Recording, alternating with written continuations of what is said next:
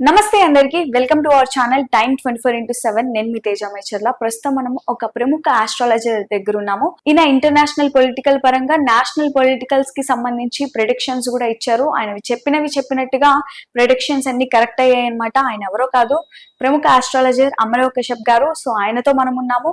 ఆయనతో మరిన్ని విషయాలు మాట్లాడి తెలుసుకునే ప్రయత్నం చేద్దాం. గురూజీ నమస్తే. గురూజీ చిరంజీవ సుఖీ భవ. సో గురూజీ, మొన్న చూసుకుంటే మనకి మోడీ గారు చైనా వెళ్ళి అక్కడ ప్రెసిడెంట్ ని కలిశారు.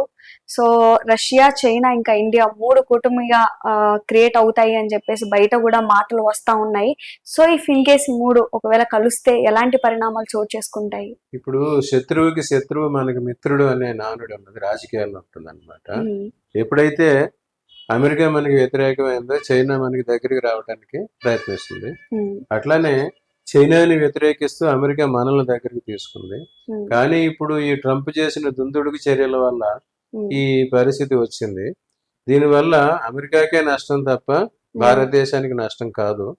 ఇప్పుడు ఇంటర్నేషనల్ గా చూసుకుంటే ఎమర్జింగ్ మార్కెట్స్ అంటారు అనమాట. వచ్చే డెవలప్ అవుతున్న మార్కెట్స్ చూసుకుంటే బ్రిక్స్ కంట్రీస్ అని ఉన్నాయి.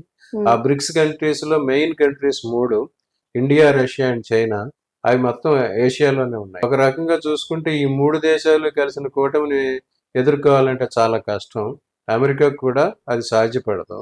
రష్యాకున్న సైనిక పాఠము, చైనాకున్న పొజిషన్, మనకున్న మానవ వనరులు, హ్యూమన్ రిసోర్సెస్ మనకి ఉన్నవి.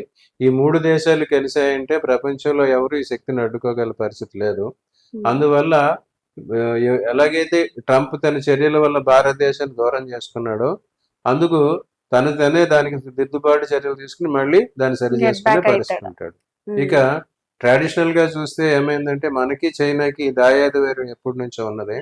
62లో యుద్ధం జరిగింది. అప్పటి నుంచి అప్పుడప్పుడు చిన్న చిన్న సంఘర్షణలు జరుగుతూనే ఉంటాయి. మనకి భారతదేశం జన్మజాతకం ప్రకారం కూడా నైబర్స్ తో అంత అనుకూలంగా ఉండదు.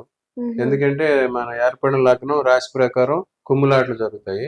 ఆ రకంగా చూసుకుంటే చైనా వచ్చేసరికి కూడా చైనా మన తర్వాత అధికారం స్వాతంత్రం సంపాదించుకుంది. 1948లో వారికి 49లో వచ్చింది వారికి.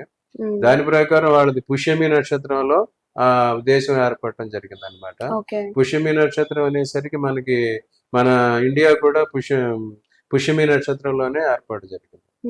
సో వాళ్ళిద్దరి చైనాకి మనకి ఎప్పుడు కూడా లవ్ హేట్ రిలేషన్షిప్ లా ఉంటుంది అనమాట. జన్మదారులా ఉంటది. సో ఎవరైనా మనకి వ్యతిరేకంగా ఉన్నప్పుడు చైనా మనకు అనుకూలంగా ఉంటుంది, ఎవరైనా మనకి సామర్థ్యం ఉన్నప్పుడు చైనా వ్యతిరేకంగా ఉంటుంది.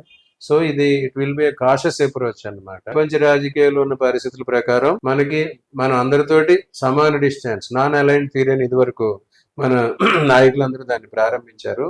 అదే విధంగా సమానత్వం, విశ్వ సమానత్వం, విశ్వగురు స్థానంలో భారతదేశం ఉండటం జరుగుతుంది. రాబోయే 20-25 ఇయర్స్ భారతదేశానివే. అప్పుడు భారతదేశం చాలా ప్రపంచ రాజకీయాల్లోనూ ప్రపంచంలో చాలా ప్రముఖ పాత్ర వహించడం జరుగుతుంది.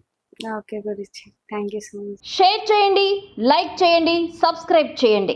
మరిన్ని వీడియోల కోసం బెల్ సింబల్ పై క్లిక్ చేయండి.